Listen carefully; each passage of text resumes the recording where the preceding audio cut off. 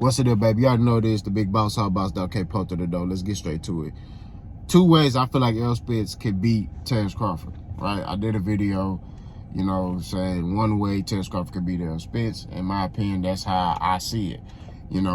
I feel like Errol Spence can beat Terence Crawford 2 ways, right?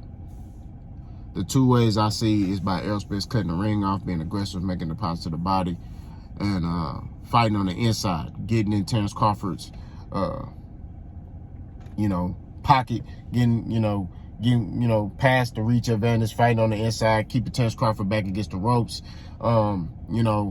making deposits to the body, uppercuts, hooks, kind of like what he did to Ugas. I feel like if he's able to do that, he gonna stop Terence Crawford around 6-7. That's what it is. Another style I can see Errol Spence outboxing Terence Crawford. Now, a lot of y'all gonna get mad about that, but y'all forget that Errol Spence was an Olympian. And y'all forget that Errol Spence outboxed Mikey Garcia when they sat there and said that Mikey was a better boxer than Errol Spence. And, Errol Spence basically was a one-trick pony. He just come forward and rock him, sock him, and, he just, throw a lot of punches and weigh on you. That's it. Well, Errol Spence showed you he can outbox, the so-called better fighter, Mike Garcia. Errol Spence also put his box ability on against Kell Brook. Y'all forget about that, right? And Lamont Peterson. Lamont Peterson is a very skillful fighter. Barry Hunter ain't no slouch coach. He a Hall of Fame coach. And even Lamont Peterson got outclassed. You know what I mean? Lamont Peterson is a fighter with a lot of IQ, a lot of experience, and he got outclassed. Y'all forget Lamont Peterson was outboxing Danny Garcia before he started fighting stupid. So all of this goes into play in full circle. That Errol Spence can box.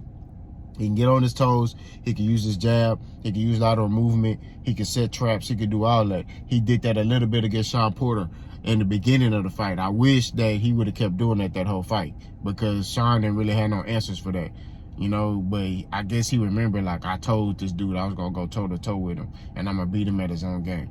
So that's when he started fighting a whole nother way. Because Sean really didn't have an answer for that when Errol Spence was doing it in the beginning of the fight. He was using angles. He was moving his head, changing positioning. You know what I'm saying? Sean couldn't really hit him. He was changing. And I'm talking about it was like the first 3 rounds. Then after that, Errol just started coming down and standing in front of him. And he just made it a tougher fight than what it really was. And he gave Sean a lot of, Sean was already motivated for that fight. You know what I'm saying? And those who know, he was extremely motivated for that fight. His father has a lot of respect for Errol Spence. His father loves working with Errol Spence. You know what I mean? That's just what it is. So Sean wanted to beat, this fighter because his dad has a lot of respect for Errol Spence. But to get back on topic, Errol Spence can box, and I can see Errol Spence using that jab. Errol Spence is very powerful. He has a very good jab, so he's able to use that jab, throw stiff ones out there, because when you're throwing that stiff jab out there, it's going to make a fighter reset. If a dude here doing this, he can't just throw if his head is up here. You know what I mean? And I can see him doing that against Bud, putting that jab in his face, making him reset, and changing the angle up on him. You know what I mean?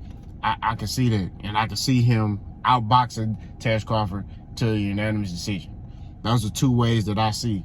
You know what I mean? Errol Spence is extremely disciplined in that ring. He don't, extremely difficult. You don't really see him with his chin in the air, out of position. Yeah, you're going to get hit. It's boxing. You're going to get hit. You're going to get caught with a shot. But for the most part, his chin is down. His chin is down. Great fundamentals. It's phenomenal. And he places his shots, but Derek James, and I want y'all to understand, is a masterclass teacher. It's a video out, I think on ES News. It's old though. It's like 4 or 5 years old. And where he's talking about how he teaches his fighters. So his fighters are using their feet to position themselves to change the angle, but still be in the line of fire. Like Derek James has a style that he teaches.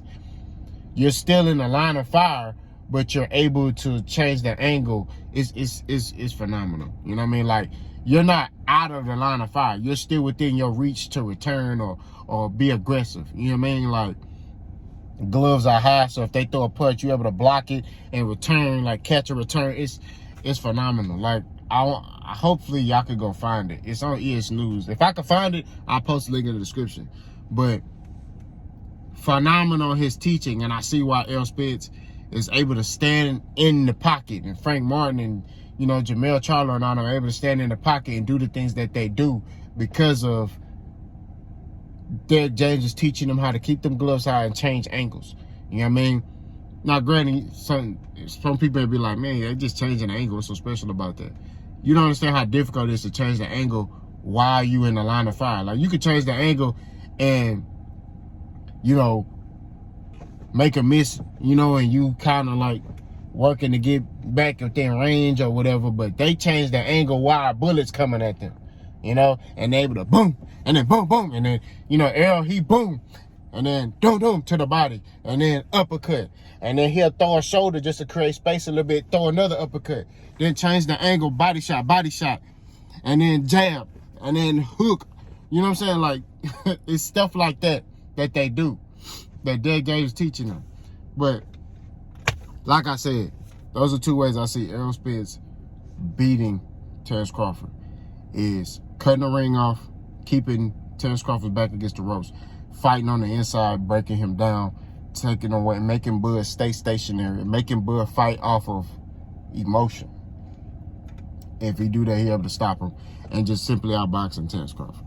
Y'all let me know what y'all think. Like I said, this is my opinion. I'm not saying this is golden, this is Bible. I'm just saying in my opinion, this is what I see. Boss gone.